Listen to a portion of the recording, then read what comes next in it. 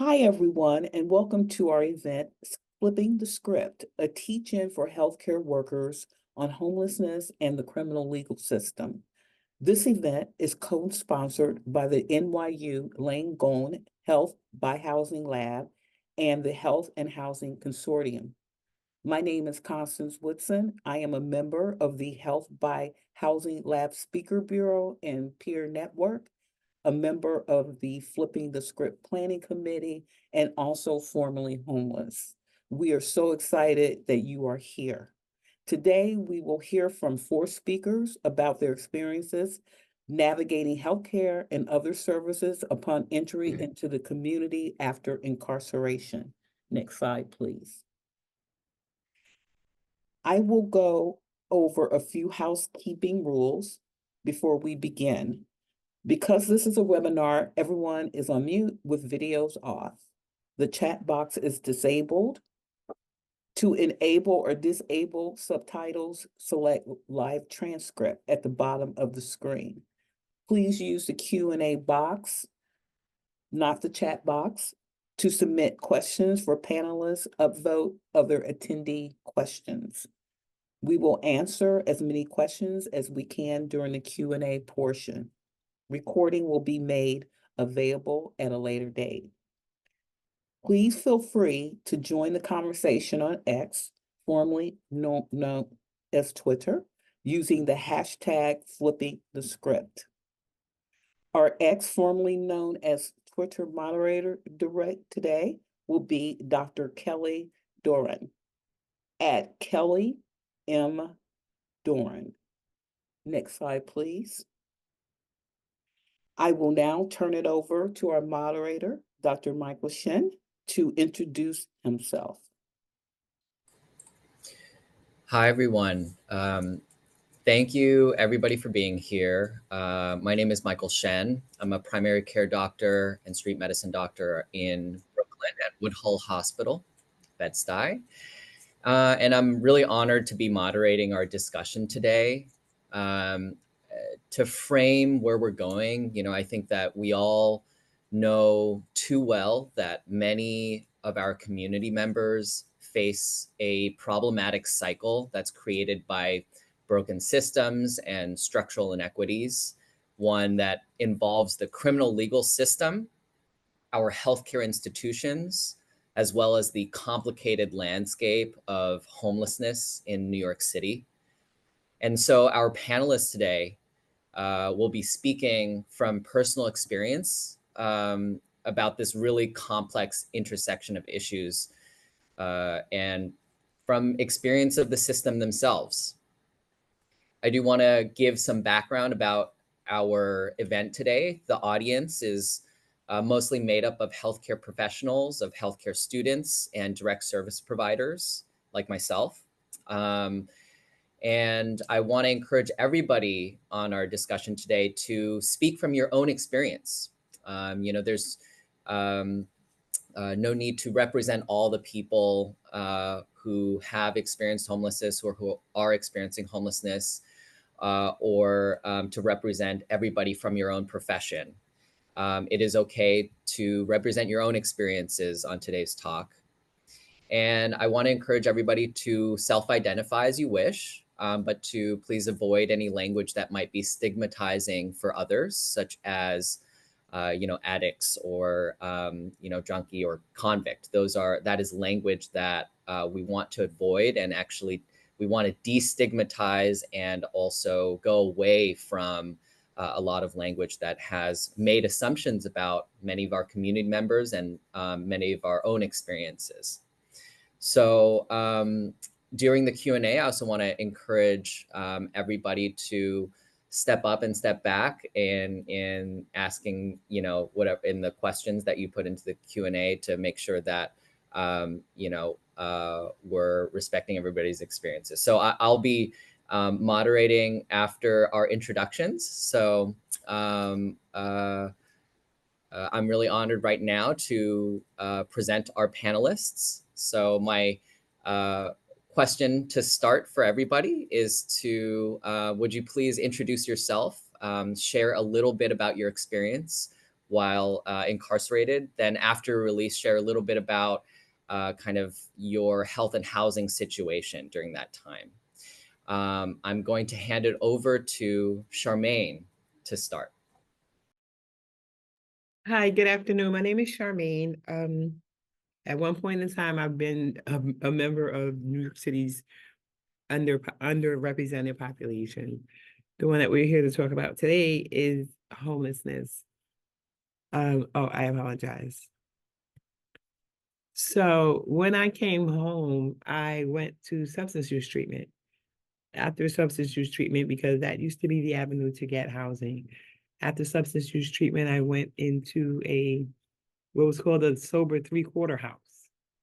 I paid $450 to live in a twin-size bed with 8 other women, and I shared the floor with 20 women with 1 bathroom. So you can only imagine. I stayed there from 2014 to 2017 when HPD condemned the building.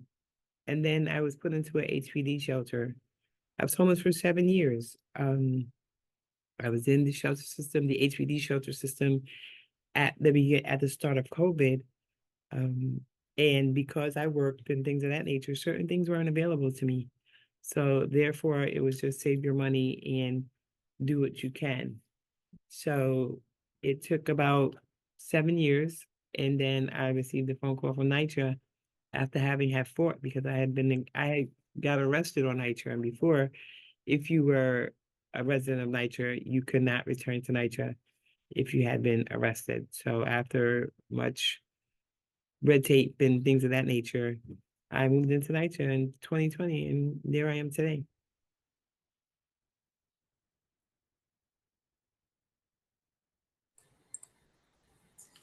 And Larry, if you could introduce yourself as well. Hello, my name is Larry Thomas, pronouns he or him. I'm an activist. I'm also co-founder of a nonprofit organization called I'm a Nation, in which we assist single women and children who resides in the New York City shelter system. I'm also a member of the Health Plus Housing Lab and Speakers Bill and Peer Network.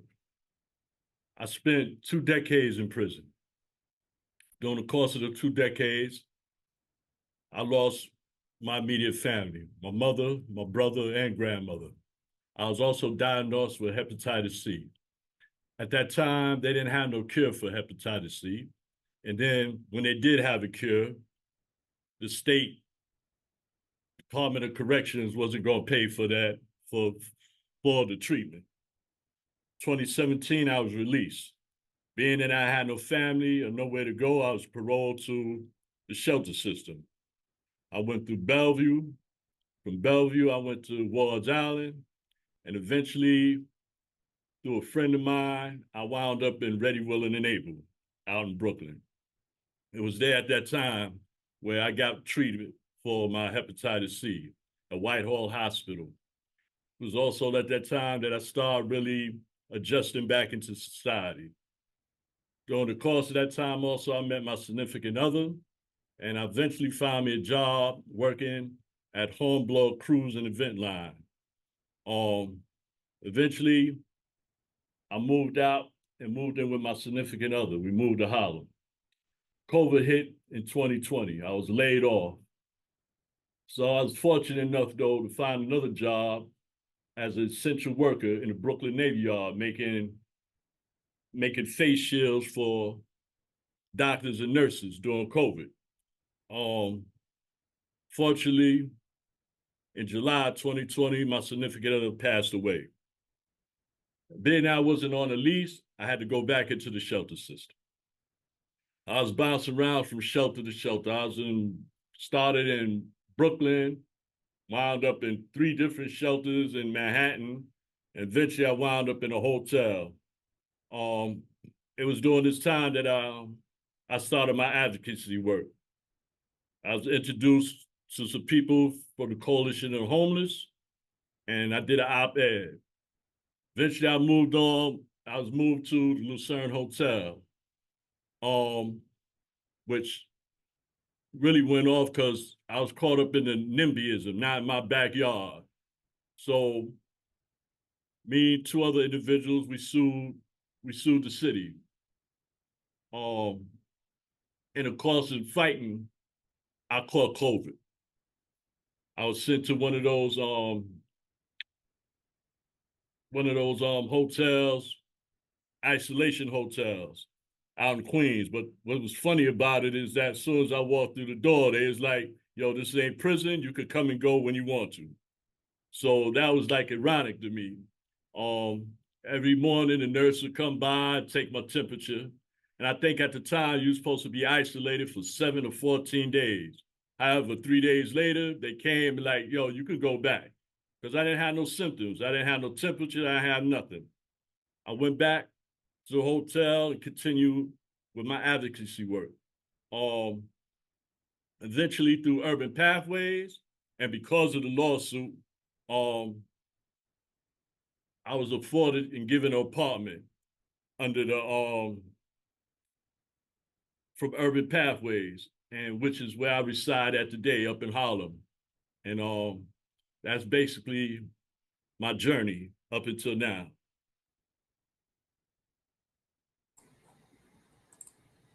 Thank you, Larry. Jose? Good afternoon to everyone present. My name is Jose Vega. I'm 52 years old. I served close to 25 years in New York State prison system, and it was the most horrifying experience I went through. I almost died when I was in prison. I am a level T3 paraplegic, which means I'm wheelchair bound, and I went to prison. I was wheelchair bound. I am disabled. I am paralyzed from my chest down, and I depend on numerous medical supplies in my wheelchair to live the life of an able-bodied person.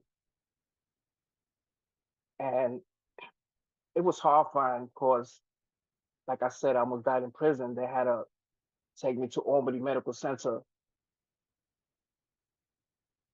because my infection got so bad from reusing my same catheters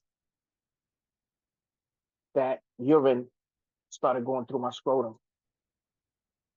And my fever was over 105. And they will give me one catheter a week and make me reuse the catheter and an extra roll of toilet tissue and a bottle of Palmolive to clean the catheter and dry it and reuse it again. And you're supposed to throw this catheter away after you use it. And it was the wrong size catheter. I was forced to file a lawsuit while I was in Suwango Correctional Facility on February 4th, 1997, with the help of Mr. Jose Saldana, who was also a prisoner and is the rap director now. To this day, he helps me. And we became close friends. I was released on June 5th, 2018 from 5 Points Correctional Facility. And thank God that I listened to my counselor, that he told me, Jose, put down an address, because if you don't put an address down, they're not going to let you go. I put my mom's and my dad's address down. When I came out the door, my two nephews, one of my nephew's wives, and two of my close friends that I met in prison were waiting for me outside. And one of my friends rented a wheelchair accessible van, so my wheelchair could get in now, and they drove me all the way from 5 Points to my parents' house in Brooklyn, New York. And when I got there, it was a senior citizen's apartment. And I cried, happy and unhappy, seeing my parents. And we always stayed in contact. They always came to see me no matter where I was. And I thank God for all the love and support I got from them. And thank God for the lawsuit I filed, because they had to change the whole prison system for people with disabilities and medical needs. And the apartment wasn't accessible to me, my needs. I couldn't get in the kitchen. I couldn't get to the bathroom. And my dad and my mom came out the bed because my father told me, if you go to a shelter, we are going to a shelter with you. The shelters are not made to meet a person's disability needs. They are made for a wheelchair. And that's what a lot of people don't seem to understand. They got ramps and they got bars on the walls. And that's basically it. Because they're not made to meet our medical needs. And they know two disabilities alike. And I was scared and I was worried, because here were my parents sacrificing themselves for me. And they always did. And I was already tired of being burden on them while I was in prison. And they did it, but it was way better than being in a cell and being behind the walls of misery, and that's the truth. And they did a lot for me. And I remember the first time the elevator broke, I called the firemen. They carried me up 3 flights of steps, no problems.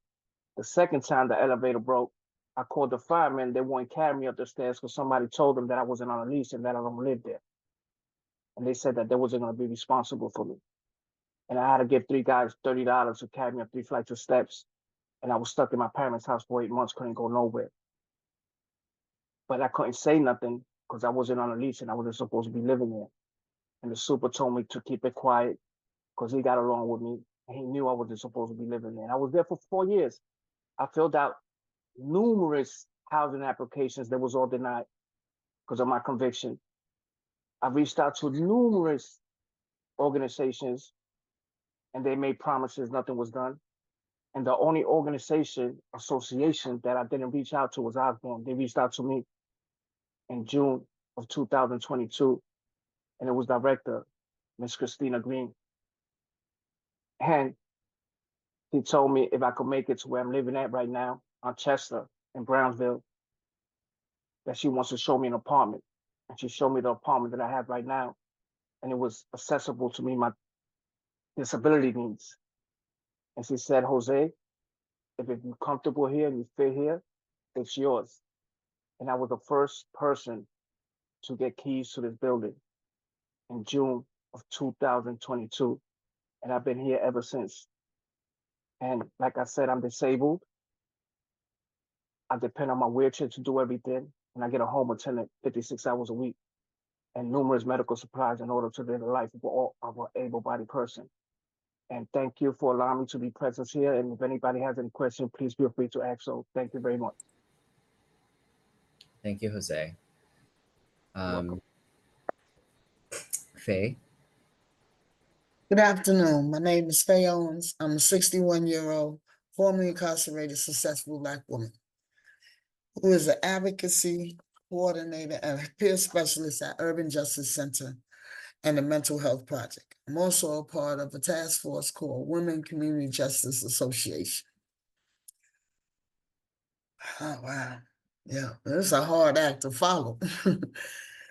The first time I became homeless, I was 16. You know, me and my mom got into it and left. It wasn't nice outside.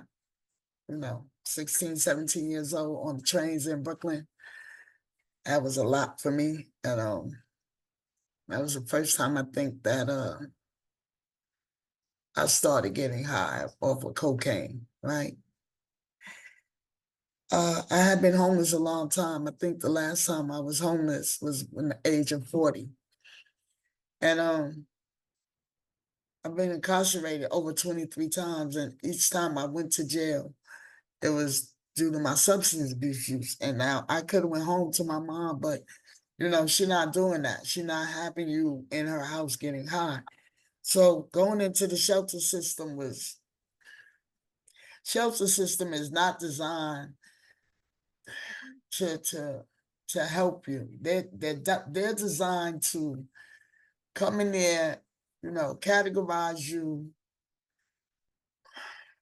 Like they dehumanize you in more ways than one. Like I feel like if we educate, I think the bottom line to a lot of these barriers that we face is lack of education. Like you have to start in the places that you're seeking to get help from, right? So we have to start from the incarceration part, like the medical assistance in jails and prisons, right? We have to start educating people that if you treat people like people, you might get a better outcome as opposed to I go to jail and discharge planning doesn't have a resource available for me to walk out into, right? Because nobody is speaking to me.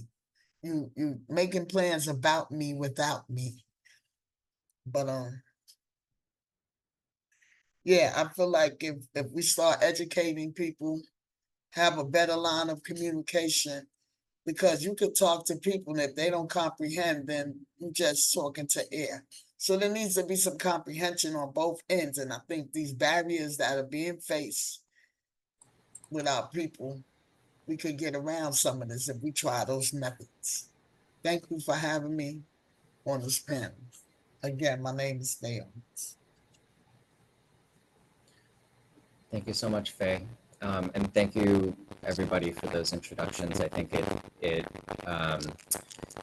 just shows us the breadth of experiences that that you all have had in various aspects of the landscape. So, Faye, I think you mentioned the importance of kind of education, and I wanted to start off the first question with you. We talked a little about language in the beginning, but can you offer some guidance around stigmatizing terms that we should refrain from using when speaking about individuals that are impacted by the criminal legal system? So, they call people that have been incarcerated convicts, inmates. Sometimes they call us bums, but I feel like,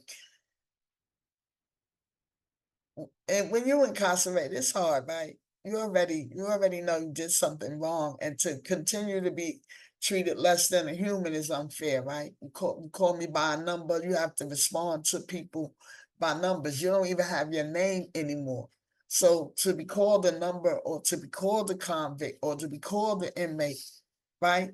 I'm already in the situation that I don't want to be in, and I'm feeling bad because, because I got caught. Let's be honest, got caught. And two, the people that are supposed to, right, guide me in the process is treating me less than. So I don't answer to convict. I don't answer to inmate. When you're advocating for people inside, we're talking about incarcerated individuals, right? Because this ain't a one shot fit. This is not a one size fit all, right? Each person that is incarcerated is a different human being. And those are some of the names we shouldn't use when we're talking about, because they're still human. Whether they did something bad or not, they're still humans. And if we treat people like people, hopefully we won't have to continue to have these kind of conversations. And I think that, when we talk about language and how it's used in stigmatizing ways, I think one of the, just to kind of be super frank, one of the places that it happens the most is in our healthcare system, and when you interact with health professionals and other people who are supposed to be kind of caring for different aspects, of your life and your health. And so I think this is a question for all of you, and you can feel free to answer in any order. But upon re-entry to the community, how comfortable did you feel sharing your incarceration history with healthcare providers? It was really difficult for the simple reason that from the experiences us as ex-prisoners went through when we was in a penitentiary, we wouldn't want to tell our providers that we was formerly incarcerated because we would feel they would treat us different. We wouldn't get the proper medical care that we needed. So it was really scary. I wouldn't tell them, I'm gonna be honest, for the simple reason I wouldn't want them to know that I was in prison from all the experiences I went through trying to get out of prison. And my first doctor, I went through it with him. He will make me wait till the end to see me. He would take his time doing the things he did. And that's when the secretary gave me the clinic to go to that I'm going to now. And I don't tell them unless I have to. For the simple reason, I feel that they would treat you different. You wouldn't get the care you want, especially knowing that I went to prison and they close to 25 years for murder in the second degree, and they gave me conspiracy, and I'm the only one that went to prison. And it was really, really scary. So to this day, if I don't have to tell them, I won't tell them, because I honestly believe there's no reason for them to know, because just give me my proper medical care the supplies I need, and the things I need, and it'll make things so much easier. If I may, I say, just like what Jose was just saying, is it's very uncomfortable. Like I said, I did 2 decades in prison. So like, you know, some had an instance where individuals, like, I think I was trying to fill out something. And they was asking me, like, where you been at all this time where you don't know how to do this? And I had to work my way around it. I just came out and said, man, I've been locked up for a while. I don't know how to do this, you know? And the attitude, you can see how a person's attitude changes. It's like, you know, it's just a messed up feeling where you have to, like, you're trying to do what's right, and they bring up you let them be truthful about what's happening, and then all of a sudden barriers come up, you know, and it's like it's very uncomfortable. And in my experience though, it's like I don't even really tell nobody that no more.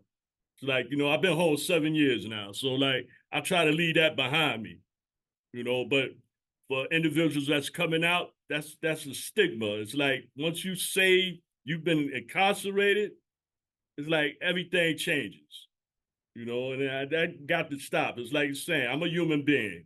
All right, I did something wrong. Okay, all right, you're gonna label me. I mean, it's just like you got a title of a doctor. It's all there is a title. You know, I'm still a human being.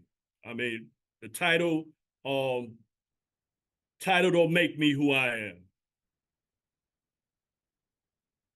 You're a human being just like I am. We all make mistakes.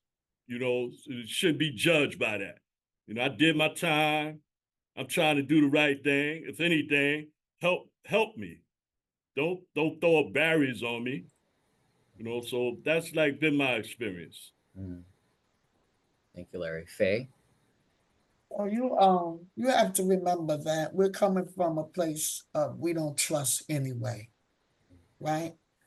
And when you're in that kind of place where you don't trust, you have these experiences, it's hard to think about changing and being open and being vulnerable, because that's not where you're at that particular moment, right? So no, I'm not going to tell you about my incarceration history, because and I'm not blaming it on the provider. I got to put this where it begins with me, right? Because my experiences say that you are just like everybody else as far as me getting proper mental health or medical care, because they go hand in hand, right? So I got to take the leap of faith, right? Because it begins and ends with me. And how I'm going to be treated is going to have to be determined on how I present myself. Yes, I have a background. Yes, but I'm not that person. But it's hard, right? When you're coming home, you ain't there yet to be talking about or freely what my background is. No, you being, because the first thing I'm thinking is you're being nosy. But how do I then get the proper care, right? If I'm not honest enough with the person I'm seeking to get the care from. So I just feel like, no, in the beginning, I wasn't giving up that information, you know, and in the beginning, I wasn't the person I am now, right? And the person I am now, I just like you want my history, I'm doing history on YouTube. So that's where I'm at with that. So again, it gotta start with me and what I determine is going to be good for me. And I don't really understand where in the healthcare field my incarceration is listed on paperwork. I don't see that on the intake document. So I don't have to give you that information. I don't see how it benefits you or me in the service that I'm seeking from you to know that I've been incarcerated. I ain't coming in here to rob your place, sir. I just need some help. Thank you. Thank you, Faye. And I know that there are also certain ways that healthcare clinics and systems can be better set up to meet people's needs. And I just want to point out that, Larry, you work for I'm a Nation. You're a co-founder. Faye, you're a peer specialist at Urban Justice Center. And Charmaine, you were a community health worker supervisor at Bellevue for a clinic that was focused around these issues called the Port Clinic. Charmaine, this is a question for you, actually. How do you feel like these roles, whether it's a peer specialist or a community health worker, or roles where people with lived experience can really help healthcare professionals, such as clinicians, do the work that they do, or help clinics do the work that they do for communities?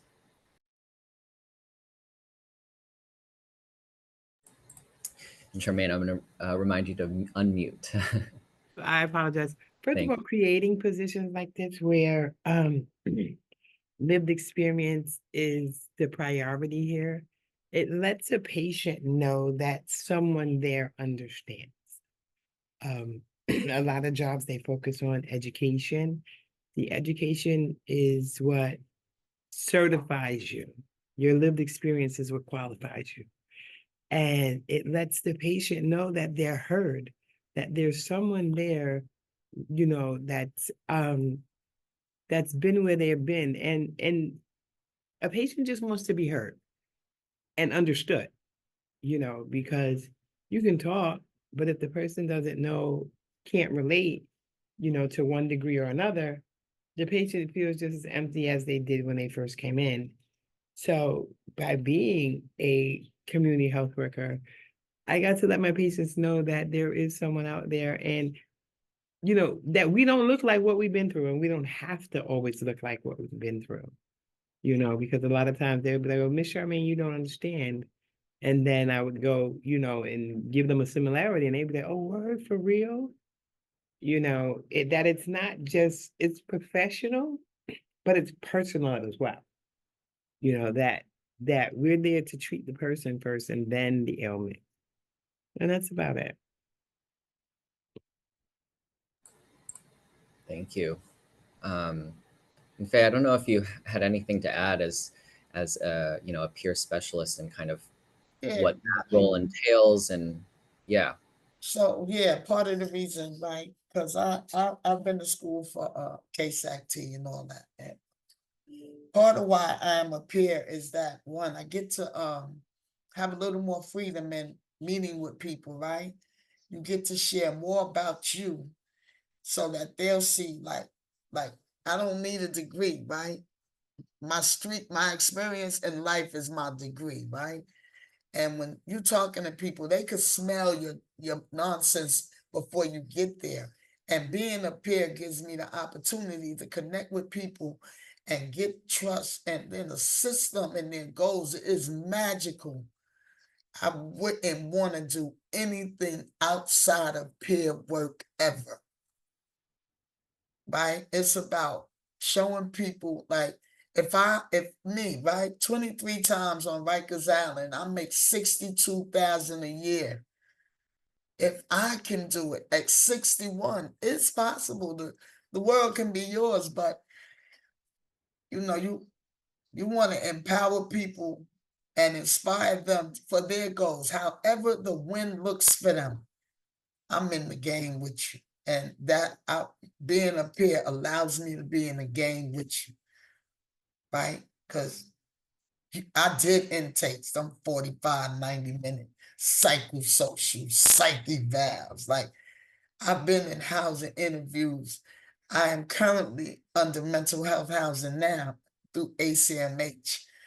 I ain't gonna trash them because I still live here, but just so that people know, right? And like, I think peer work is the best work ever. I think I was a peer way before I got paid to be one. And I love people even when people are not loving themselves. I'm in the game, and I ain't getting out till God say my time is up. So yeah.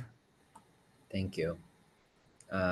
This is a good reminder to myself and people, you know, who work in the system, that these positions need to be created.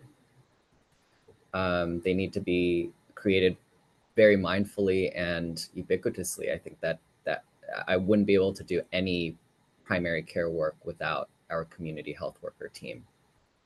I want to shift our conversation a little bit to the experience of homelessness and housing challenges upon reentry into the community. Larry, this one's going to be for you. Can you describe your housing experience reentering at the beginning of the COVID-19 pandemic? Well, like I was saying, that I was in a shelter, and basically when I moved in with my significant other. But before that, trying to find housing was like a needle in a haystack. I mean, it was like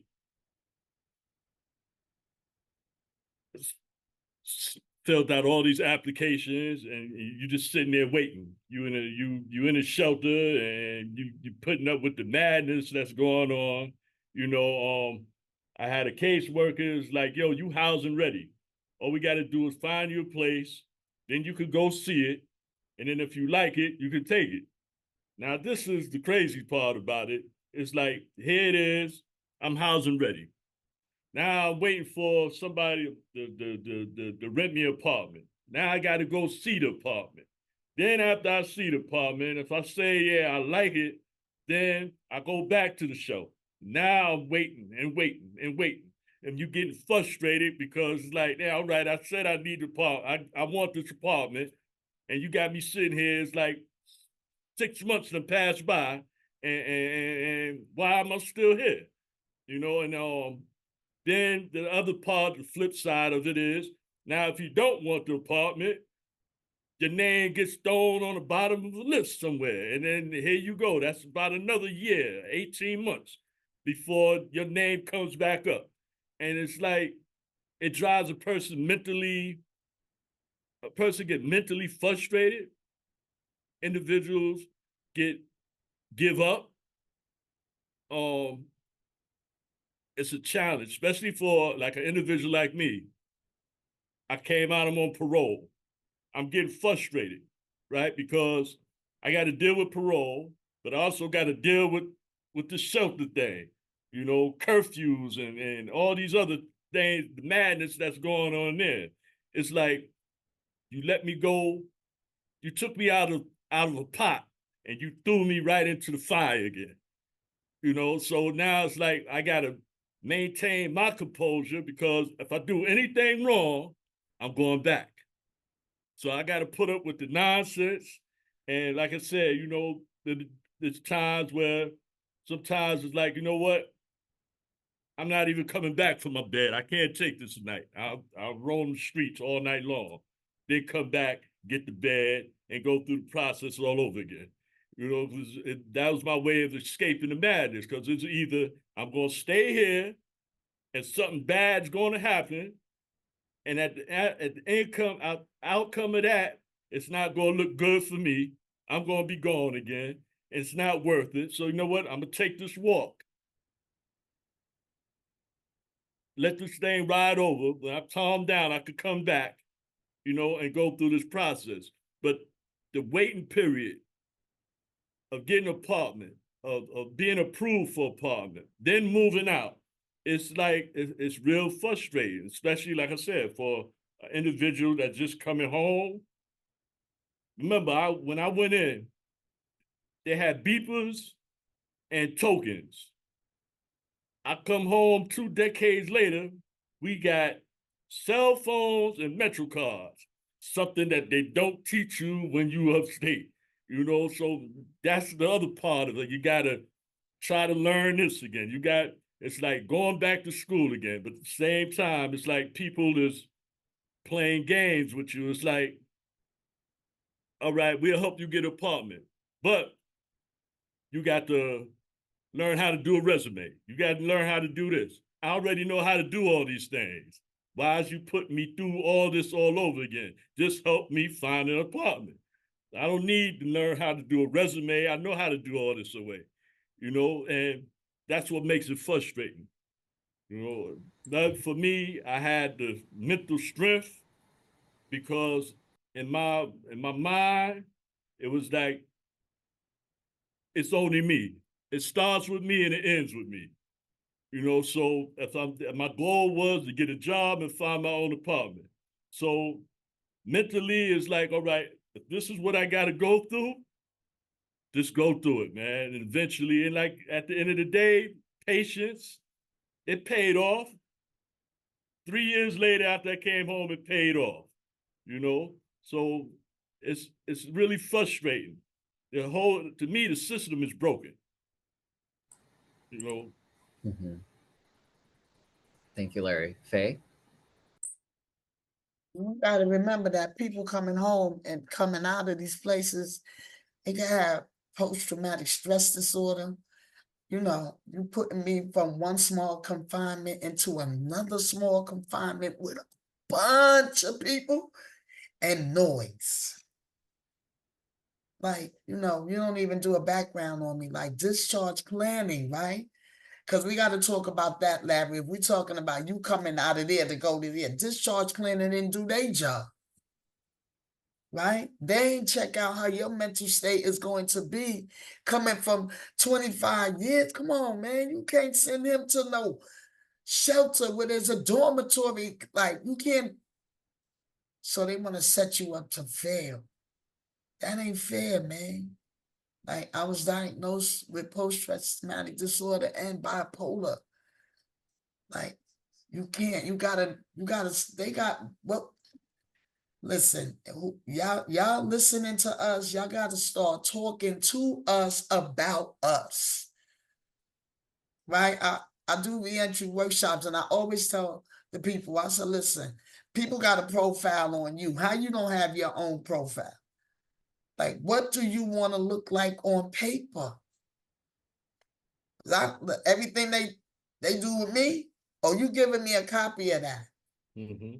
So, I am so amazed and proud of you, Larry. Great job. All of us. Let me say that to all of us. Great job. Thank you, Faye. And, both of you, I think mentioned a couple things that stand out to me, which is just the lack of transitional care planning, the fragmentation of the system leading to that, and I see that in kind of my own care and my own lack of understanding about the system. And not only that, is that when you are looking for housing, there are many different forms of housing, supportive housing, different housing programs. And, when looking at the shelter system, there's many different ways to support people. And one of those that I often find goes through the cracks is in terms of accessibility, and Jose, I know you talked a lot about your experiences as somebody living with a disability and using a wheelchair. Can you tell us a little bit more about the specific challenges that you faced coming into the community, looking for housing, facing, possibly shelter? It was definitely difficult because the prison system doesn't teach you or set you up to meet your challenges. And like I always tell everyone, living with a disability and being wheelchair bound, we are the minority in the whole state of New York. And that's the truth. Because ain't no two disabilities alike. And finding housing was so difficult. Because once again, the American Disability Act of 1990 is not made to meet a person's disability needs. It's made for a wheelchair. And that's what it's made for. And to me, our needs is so hard and difficult to get the proper medical supplies, to get everything we need. And housing is the worst. You got all these buildings being built all through New York City, New York State. Are they really made for a person with a disability? No. They think because they put a ramp and they put bars that is accessible to meet a person's disability. No, no, they're not. Because everybody's disability is different. And because they give you a home attendant, they think you're good to go. No, because when that home attendant leaves, you're by yourself. You don't know what to do, and it's difficult. Transfer in and out of these beds. I thank God every day that I'm able to get out that bed and getting out that bed. And it takes me minutes to do at a time. And it's hard because needs need to be made and change is possible, especially people with disabilities. No disrespect to anyone's panel, because everyone's condition is totally different.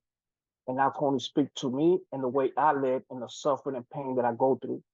And I thank God for all the support I got from my family and friends, especially my immediate family. And my dad, rest in peace. I love and miss him so much. And I thank God that I was able to spend 18 months with him before he passed away from me when I got that call that morning, April 14th, it'll be 4 years.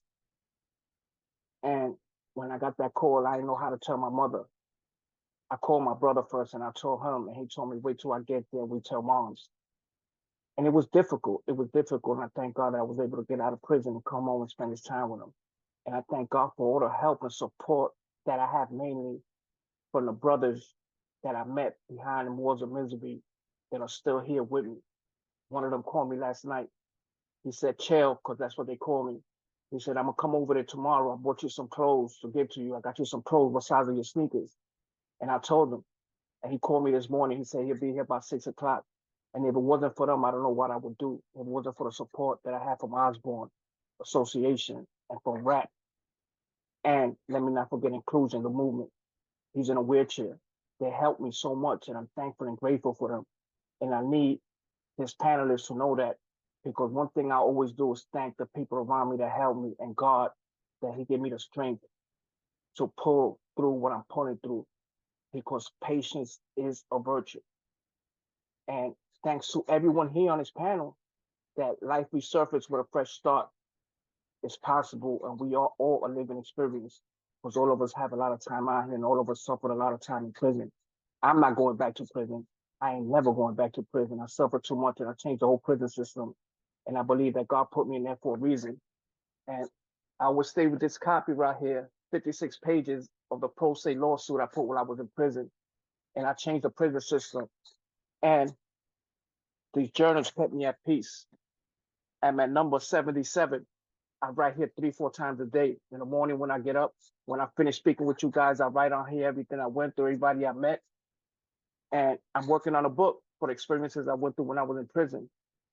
And I thank God for people like everyone here that I met. If it wasn't for you guys, I don't know what I would do. And I give me the thanks the most, that I've never given up, and I'm gonna keep moving forward no matter what. And everyone, please feel free to ask any questions, and I'm an open book, and I'm here because I suffered a lot in prison. I cried. I'm not gonna sit here and lie. When they put me in isolation rooms, where they feed me for 3-4 days to try to break me down, because they will make me reuse catheters. I will have accidents on myself, and I'll be sitting in my feces for days and couldn't change, couldn't take a shower. And all that is put in that lawsuit. And they had to change all this. And I believe God put me in that situation for a reason. And God has put me in a situation I'm now for a reason, to make a change for people coming home with disabilities and being homeless. I have a friend of mine that just cut both of his legs off in prison, and he's disabled. And he comes home May 9th, and he don't have nowhere to go. And I'm trying to see if I can help him find somewhere, because that's what we go through coming home from prison, and something needs to be done for people coming home with disabilities, because these shelters are not made to meet our disability needs. Thank you. Thank you so much, Jose. I have one more. I have another question for you with regards to, what advice you'd give to healthcare professionals in addressing accessibility. I want to let Charmaine weigh in first, and then I'll come back to you, Jose. That's okay. Charmaine, if you could unmute. Faye said one of the other things that for me was important, and for, like she said, discharge planning. For me, the majority of the time that I was incarcerated, and it was 45 times to the point where I thought my name was Rosie, is that those were the only time where I was medicationally stable. Those were the only time, because when I came home, not only am I dealing with homelessness, now I can't get the medications that I need to maintain my disability, which is my mental health.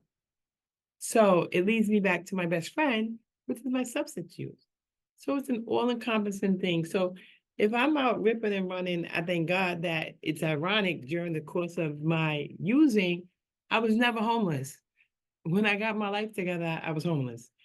But if my mind is not correct, which is the first thing, housing is the least of my problems, because I'm going to get it, I'm going to lose it anyway, because I'm not medicationally stable, so it's very important for me to let people know that one of the things that I like that they did incorporate at Rikers Island is that when a person is discharged, they now receive 30 days worth of medication.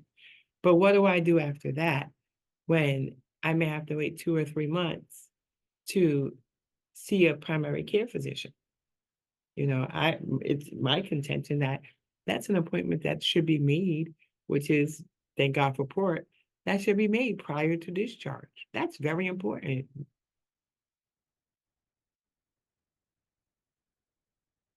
And I'm clear.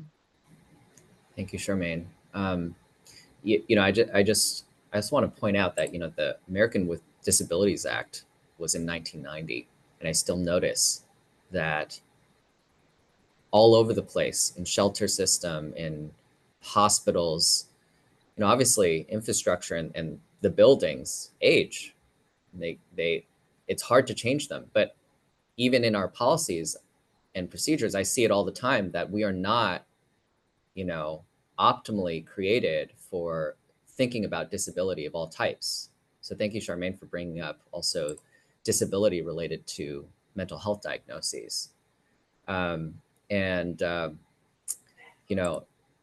want to move the conversation towards how the interaction with healthcare providers has been. And so, Jose, I'm gonna have you start and talk a little bit about what advice you'd give to healthcare professionals about dealing with people with disabilities. And then Larry, I want to then move on to you and talk to you about your experience with the healthcare system upon reentry. Jose? Yes, sir. One of the biggest problems, I believe, with these medical providers is our insurance plans. They don't want to cover the needs that we need when it comes to our disabilities, medications, especially for those like myself who don't have a job, who depend on SSI, who depend on an EBT card, who depend on Medicaid. And change needs to be made for the simple reason I'm going through that issue right now. My doctor put in for a part for my wheelchair to get fixed. And the company where I've been going to for going on 5 years now called me yesterday and tell me that they no longer deal with interfaith. And for a person like myself who depends on my wheelchair, it's heartbreaking. And now I have to call my counselor and let her know something needs to be done because my shower chair broke and they can't find the appropriate shower chair for me. And my director went out her way to buy me one, to put one in my bathroom. And change needs to be made because, like I always say, ain't two disabilities the same. Just because this one person in a wheelchair could do this doesn't mean I could do it. Or because I could do this doesn't mean that person with that disability could do it. Ain't no two disabilities are the same. And especially when it comes to people with wheelchair users, I can only speak for myself and for what I go through as being disabled and being bound to a wheelchair 24 hours a day, except when I'm in my bed. Because if I fall out my chair, I'm like a fish out of water. I can't get back into my wheelchair. I need help from 2 people to get me back into my wheelchair. And difficulty needs to be changed. Life needs to be made so much easier for us because it's hard. It's hard. I'm gonna give you a perfect example. About 3 weeks ago, I went with that director to have lunch with him in the mall at 625 Atlantic Avenue. He got on the 3 train to get home. I'm waiting for actors to pick me up. I decide to cross Atlantic and Flatbush. My front tire went into a bump and I went flying right out my chair into Atlantic and Flatbush Avenue. And my property, everything I had on me went flying all over the place. My money, my cell phone, everything. I thank God for the help from the civilians and the cops that came running, stopped traffic, and lift me up. And they only touched me and asked, "Are you okay?" Because if not, we're calling the ambulance. I started laughing because I really wanted to cry because I felt sad.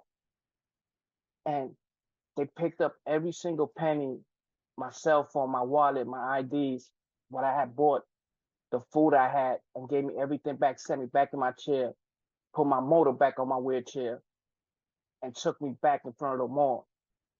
And the guy said, "Are you okay? You sure?" I said, "Yes." I said, "Thank you for your help. I really appreciate it." And everyone that helped me. And that just so to show you that change does need to be made because we going through it and we suffering a lot. It's just that, like Larry said, patience, patience. But how long is this patience going to last? Because it's difficult for us. It's hard. And we need help. We need help from our providers.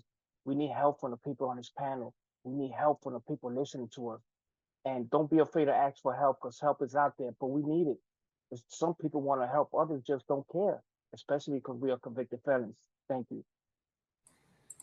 Thank you, Jose. And some of the things you mentioned, like shower chairs and even wheelchairs and canes, those are and also the experience of home health aides. Those are all things that in primary care, I'm reminded that I need to do my due diligence to learn more about durable medical equipment and how to get that. But, as I was saying, I think, Jose, understanding your experience really helps me understand where my knowledge gaps are in terms of, again, durable medical equipment for people with disabilities, knowing what kinds of home needs people have and how to meet those. And that's just the tip of the iceberg there. Larry, you had mentioned your experience in and the challenges accessing care for hepatitis C treatment. I wanted Yes. Well, like I to said, y'all hear me? I say, like in prison, I tell anybody, man, that's the worst place you could ever want to get sick. Because there's no guarantee that you're going to make it up out of there. Like I said, I walked around with hepatitis C for close to 19 years. In the beginning, like they say, they didn't have no cure for it. I wasn't even getting blood tests to see the viral load and the body count in my body until like near the end. Then it's like, yeah, there's a cure, but the state ain't gonna pay for this cure for you. So when I get released, you would think that they would send me somewhere where I could get treated. But when they release you, medical is out the question. They give you a paper with your release, with your rules and regulations, and this is where you're supposed to go. You being paroled to a shelter, and here you go. They throw you right out. And like I said, after doing all this time, in my mind, I'm leery of the healthcare system anyway. Let's put it like that. I'm like Clinton Danamore. They used to have a place where they do lobotomies. This is a prison, and they did lobotomies to see if a person was crazy or not. So I'm not I'm not signing up for sick call and all of that. No, I'm not doing that. In my mind, it's like, and people that know me, they'll tell you like this. In order for me to get into a hospital, I gotta be damn near on my deathbed because I'm just not going in there like that. you know. But like I said, getting back to it, when they let you go, I give you a good example. They gave me a Medicaid card, a state Medicaid card, right? So when I go to use it, they tell me, yo, this is the wrong card. You can't use this. You got to get the New York City Health that card. So that right there is like, you know what? If I get sick, I'm just go to the emergency room. You know, because they don't tell you about Obamacare and health plan. They ain't tell me nothing about none of that. So I'm coming out here blind. I'm thinking actually I could just walk up into the hospital, make an appointment, and get seen by a doctor. But no, it's not that simple. You know, they want your insurance. I didn't know nothing about that. So it's like it wasn't until, like I said, I made it to ready, willing, and able about almost 120 days later that then they start explaining about healthcare and insurance and all these things that I didn't know nothing about. And that's how I eventually went to Whitecroft and got treated. As far as, and then it's the same thing like when I caught COVID. There was another instance, like I couldn't understand. It's like the medical provider in the shelter, she says, oh, you got COVID, you got to go to an isolation hotel. All right, I get to the isolation hotel, and they telling me like, well, you could come and go whenever you want to, but hold up, the COVID is running rapid out here, and you saying I got it, but you telling me I could come and go whenever I want to. Then you put me, after I come back, and this is something that always is still bothering me to the day. You got me in a hotel and you put me, and this is during COVID, this is during the height of COVID.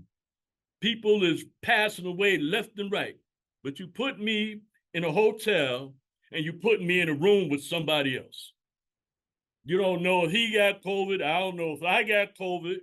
And so that is like, you know, even like I said, when I had hepatitis, that's like a death sentence. This is like death sentences to me. It's like, oh, you're trying to kill me, you know. And then it was the thing about individuals that was homeless out, that unhoused homelessness that was outside. They talk about all these vaccinations, and then my question was, well, how about them? Y'all gonna get them a vaccination or something like that? They out there in the street. You making it mandatory for everybody to get a vaccination, but you got the homeless that's unhoused, that's sleeping out there in the streets. How many of them is y'all giving them COVID shots?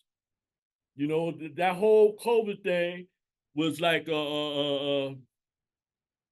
it just turned me off, because I'm like, hold up, man, you're sounding hypocritical right now, you know. And then when you did get the shots, it's like one shot, then you got to get another shot. Now you got to, and I'm gonna tell you, keep it 100. I only got 2 shots. I got the first one and I got the booster. All these other shots that they kept talking about, you need this and that. For me, that's like, I'm not going through all that. It's like with the pneumonia, the flu shot. To be honest with you, I take a flu shot every 4 years. I don't go get a flu shot every year, you know? And, you know, and it's like, it's scary, especially for an individual that's been incarcerated for a long time. He's coming back to an environment that then changed drastically, you know, and everybody's throwing things at him, which he don't really understand. It's like I said, healthcare and Obamacare, and they don't teach you nothing about that. So when a person is coming home and he's faced with that, he don't know. It puts up a guard, especially coming from where he just came from, where you know that life ain't guaranteed, you know. So I think what it should be that when an individual is released, they should have a medical plan. They should be set up where if they need whatever care they need upon their release, they can go to a hospital or somewhere where they can get their cares need. Like the lady said, mental health. They feed individuals with mental health pills all day long. When it's come time to let them go, that goes out the window. They don't give them no medication to help them when they get out. They just let you go back out in the street. And it becomes a revolving cycle. You know, Larry, I so think a lot of what you're mentioning about, you know, kind of this really scary transition where also you don't have all the information and it's an exceedingly complex system. I don't even understand it half the time when I'm working in it, you know? It's such a problem. When, you know, when we're talking about the transition and, you know, the reentry transition into community, and how to bridge that gap. And this, you know, I'm segueing here into our Q&A session, and some of these questions that I'm going to be asking now are from our audience. You talk a lot about that fear of medical care, about being leery about medical care, and I think it's just so well founded. How can that fear be overcome, do you think? And not on you. How can it be overcome by the system, by people who work in it? What can we do to repair or rebuild that trust, or you said the right word. You Mm-hmm. said the perfect word. Got to build trust. You know, I mean, you can't just come at me because you're a doctor, and you got to show me a human side of you. You got to show me that side of you too. You know, you coming at me on a professional level and impersonal level, and that's not going to convince me of nothing. You know, especially from what I've been through, that's not going to convince. Show me that you're a human being like me. Show me that you feel like I feel. Show me if I explain something to you, you could kind of understand what level I am. Treat me like I'm a human being, not like I'm I ain't gonna say robot, but treat me like I'm a human being. Show me you got a human side. You know, show me you have a little trust in me also. You know, just because I'm a patient don't mean that I don't have a little knowledge. You know, years ago I used to be an intravenous drug user. I ran into people in the emergency room that's trying to take my blood and they can't find a vein. But I showed them how to do it. It's like, wow. You know, it's like, come on. I mean, yeah, I ain't got the title of a doctor or nothing like that, but I have certain experience. I like to say I'm a jack of all trades, master of none. You know, so I mean, work with me. Like I said, I'm understand. You could teach me, I could teach you. Each one teach one. That's how I think the medical field we could all come together, understanding one another. You know, no big me's and little I's and all that. Come to me as a human being. That's how you gain my trust. Faye, do Can you I have some? say something? Oh yeah, yeah. I also believe to Larry exactly what he says 100% right. But one of the other biggest problems with these professional care doctors, these nurses, and everything is a lack of communication. Mm.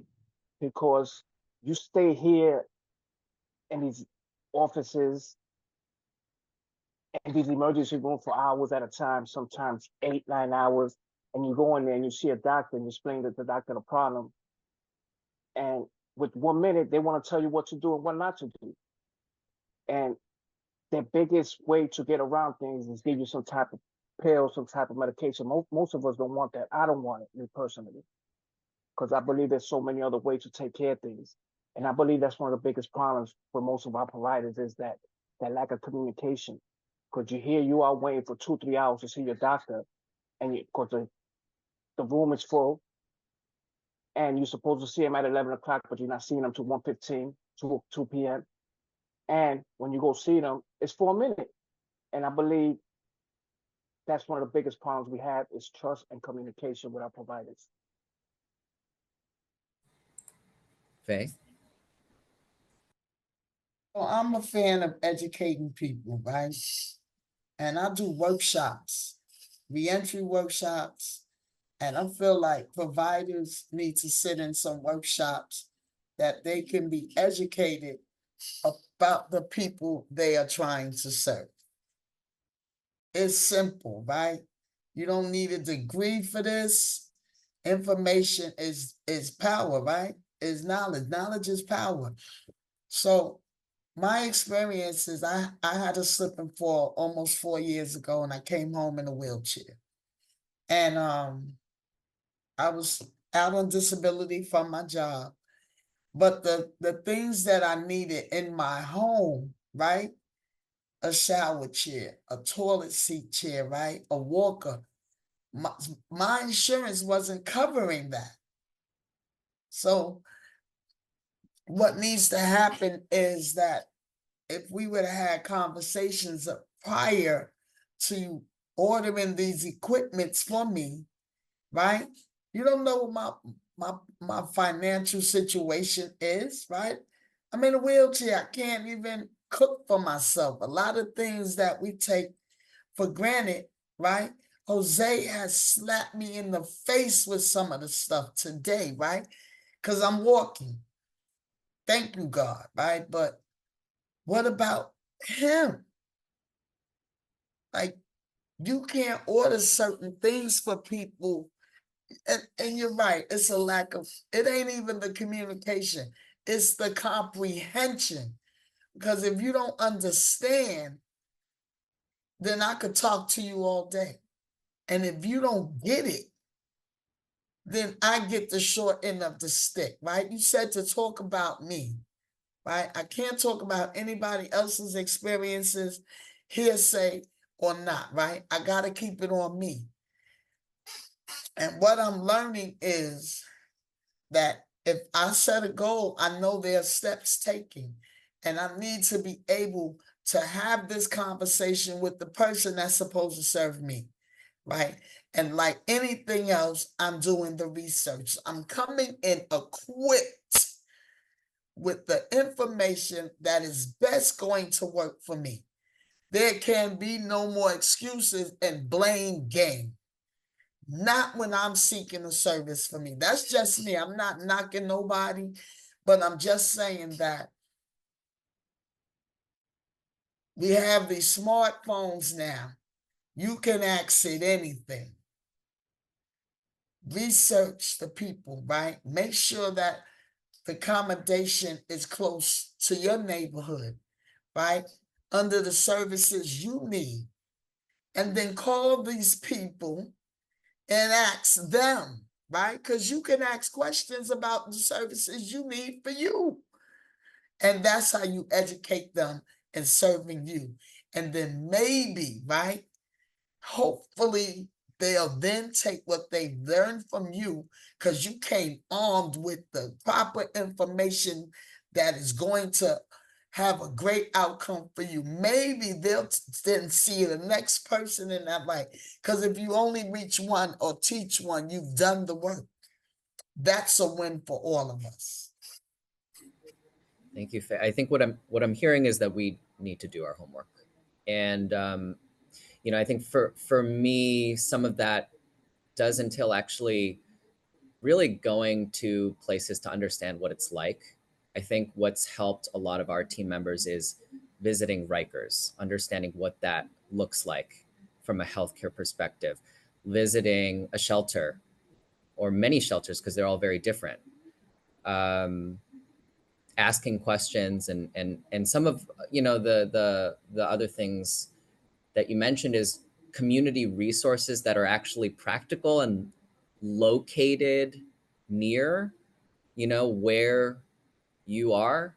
And I think a lot of that is, for me, is meeting people where they are, like location, geography. But I really appreciate all of those thoughts. And I hope that that answers our audience question of like, how can we better kind of meet those needs?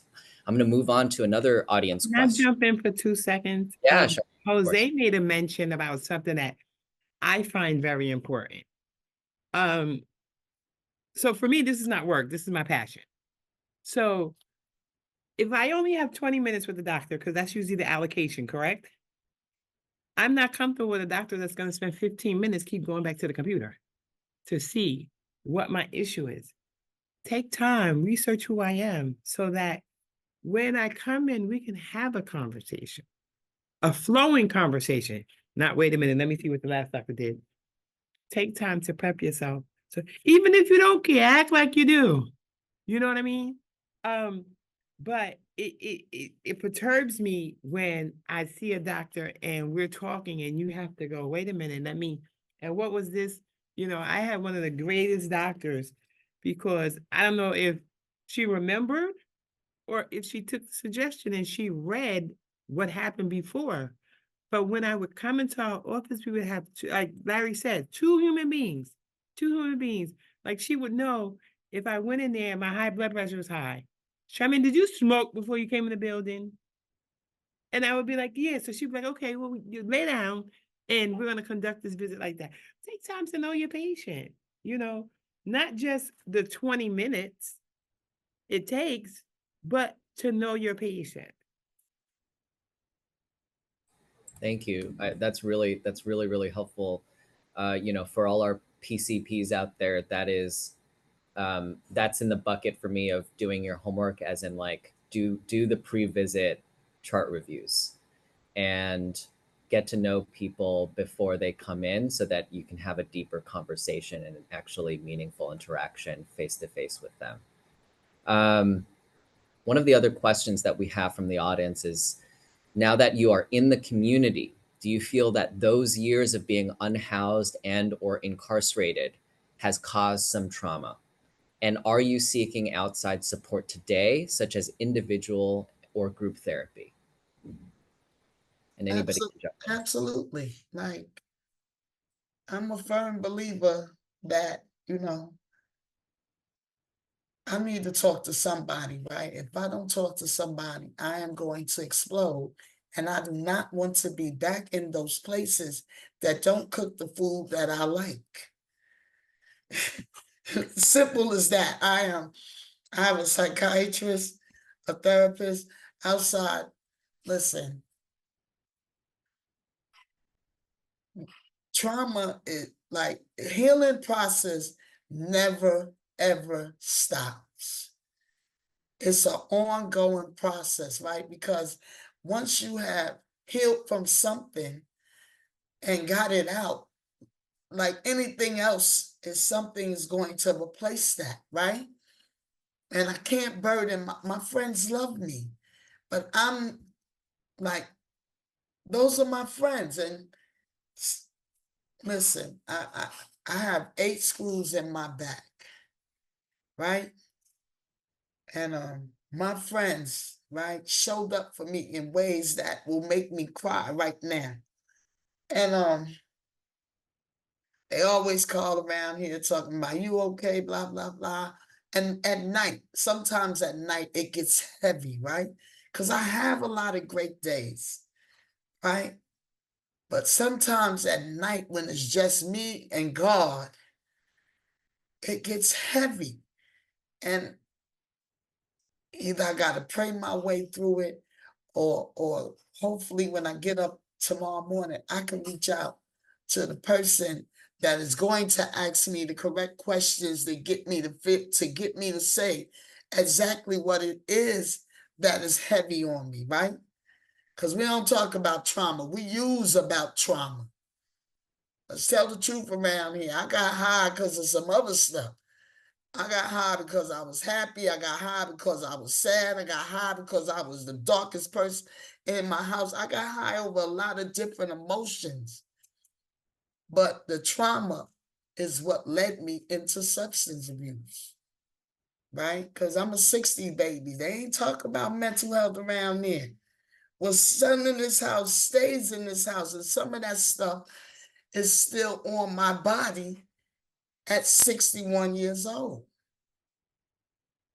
So how can I tell somebody that I'm serving that they need to talk about some stuff when I ain't talking about nothing?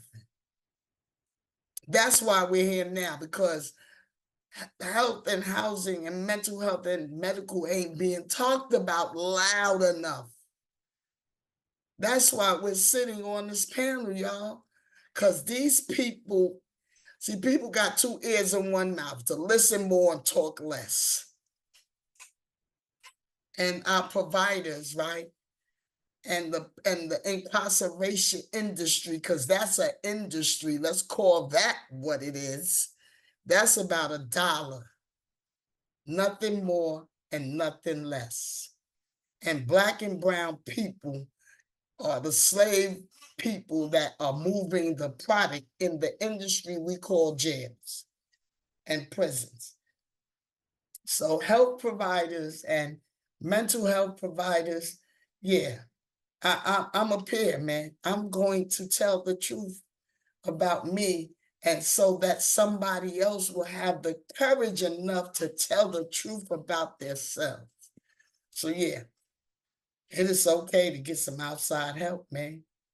Please. Because no more of us need to die, right? Because fentanyl is rapid. And they putting that thing in every narcotic known to man. And the youth, right? And I'm going to close with this. And our youth are at danger. Youth and elderly, right? Because the youth think they know it all, and the elderly because ain't nobody coming around there to check on them enough. Thank you. Thank you, And Faye. the other thing with that question is the helper needs a helper. The healer needs a healer. Because I'm sure, Mike, you don't write your own prescriptions. So the healer needs a healer. The strong person needs a strong person. And a lot of times we don't have it because people are so used to us being the strong person.